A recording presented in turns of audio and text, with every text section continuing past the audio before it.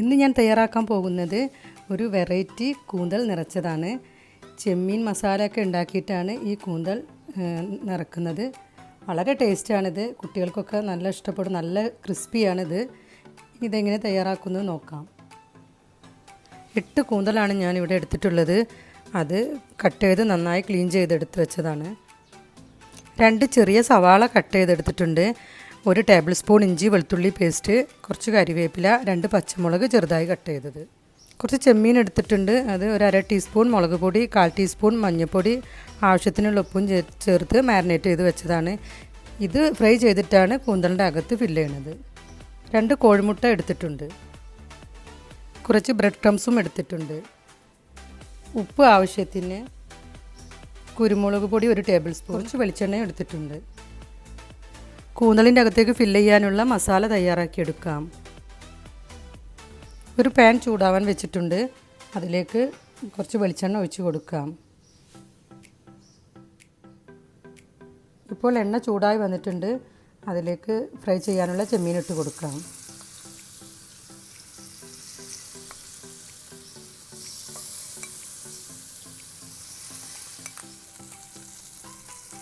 ഇപ്പോൾ ചെമ്മീൻ ഒരു ഭാഗം ഫ്രൈ ആയി വന്നിട്ടുണ്ട്. ഇനി അതുപോലെ മറ്റേ ഭാഗവും ഫ്രൈ ആക്കി എടുക്കാം. ഇപ്പോൾ ചെമ്മീൻ നന്നായി ഫ്രൈ ആയിട്ടുണ്ട്. ഇനി ഏതൊരു പ്ലേറ്റിലേക്ക് മാറ്റാം. ചെമ്മീൻ ഫ്രൈ ചെയ്ത അതേ പാനിലേക്ക് സവാള ഇട്ട് വഴറ്റിയെടുക്കാം.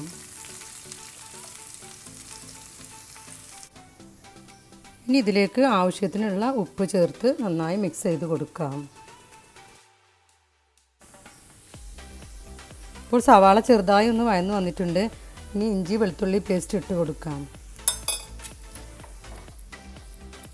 ഇഞ്ചി വെളുത്തുള്ളി പേസ്റ്റൊക്കെ ചേർത്ത് കൊടുത്ത് നന്നായി മിക്സായി വന്നിട്ടുണ്ട്. ഇനി ഇതിലേക്ക് പച്ചമുളക് കരിവേപ്പിലൊക്കെ ചേർത്ത് കൊടുക്കാം.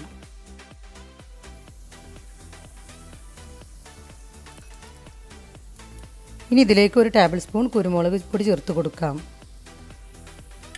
ഇത് നന്നായി മിക്സ് ചെയ്തെടുക്കാം. നേരത്തെ ഫ്രൈ ചെയ്തെടുത്ത ചെമ്മീനാണിത്. ഇത് ചെറുതായി കട്ട് ചെയ്തെടുത്തതാണ്. ഇത് മിക്സിലേക്ക് ചേർത്ത് കൊടുത്ത് നന്നായി മിക്സ് ചെയ്തെടുക്കാം.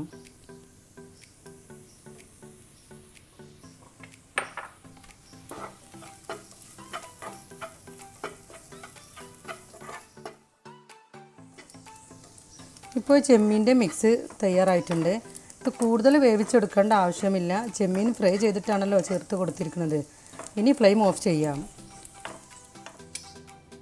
ഇപ്പോൾ ചെമ്മീൻ്റെ മസാല തയ്യാറായിട്ടുണ്ട്. ഇത് കൂന്തലിലേക്ക് എങ്ങനെ ഫില്ല് ചെയ്ത് കൊടുക്കുന്നത് എന്ന് നോക്കാം. ഇനി ഇതിലേക്ക് മസാല വെച്ച് കൊടുക്കാം.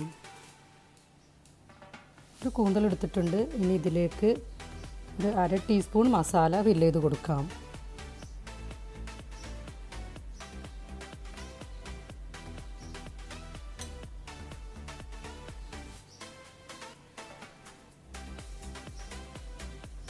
കൂന്തലിൽ ഫുള്ളായിട്ട് മസാല ഫില്ല് ചെയ്ത് കൊടുക്കേണ്ട ആവശ്യമില്ല. ഒരു 1/2 ഭാഗം ഫില്ല് ചെയ്താൽ മതി. ഇതുപോലെ എല്ലാ കൂന്തലിൻ്റെ അകത്തും മസാല ഫില്ല് ചെയ്ത് കൊടുക്കാം.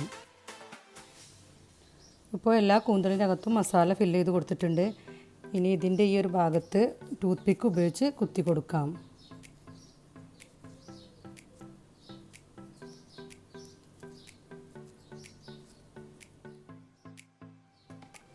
ഇപ്പോൾ എല്ലാ കൂന്തളും ഫില്ല് ചെയ്ത് ടൂത്ത് പിക്ക് ഉപയോഗിച്ച് കുത്തി വെച്ചിട്ടുണ്ട്. ഇനി ഇത് ഒരു 20 മിനിറ്റ് സ്റ്റീം ചെയ്തെടുക്കാം. ഇപ്പോൾ കൂന്തൽ സ്റ്റീം ചെയ്തെടുക്കാൻ വേണ്ടി ഒരു പാത്രത്തിൽ കുറച്ച് വെള്ളം വെച്ചിട്ടുണ്ട്. അതിൻ്റെ മുകളിൽ ഇതുപോലുള്ളൊരു പാത്രം വെച്ച് ഒരു പ്ലേറ്റ് വെച്ചിട്ട് അതിൻ്റെ ഉള്ളിലാണ് ഞാൻ കൂന്തൽ വെച്ച് കൊടുക്കുന്നത്. എല്ലാ കൂന്തളും ഇതുപോലെ വെച്ച് കൊടുത്ത് മൂടി വെച്ച് ഒരു 20 മിനിറ്റ് സ്റ്റീം ചെയ്തെടുക്കാം.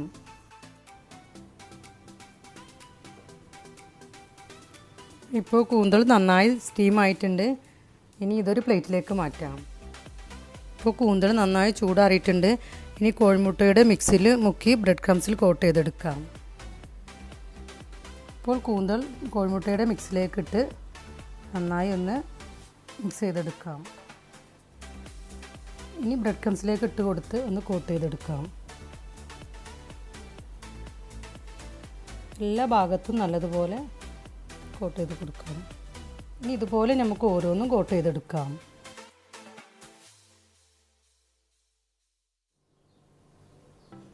ഇപ്പോൾ എല്ലാ കൂന്തളും മുട്ടയുടെ മിക്സിലും ബ്രെഡ് ക്രംസിലും കോട്ട് ചെയ്തെടുത്തിട്ടുണ്ട്. ടൂത്ത് പിക്ക് മാറ്റിയതിന് ശേഷമാണ് ഞാൻ കോട്ട് ചെയ്തെടുത്തത്. ഇനി ഇത് ഫ്രൈ ചെയ്തെടുക്കാം. ഒരു പാൻ വെച്ചിട്ടുണ്ട്, അത് ചൂടായിട്ടുണ്ട്. അതിലേക്ക് ഫ്രൈ ചെയ്യാൻ ആവശ്യത്തിനുള്ള എണ്ണ ഒഴിച്ച് കൊടുക്കാം.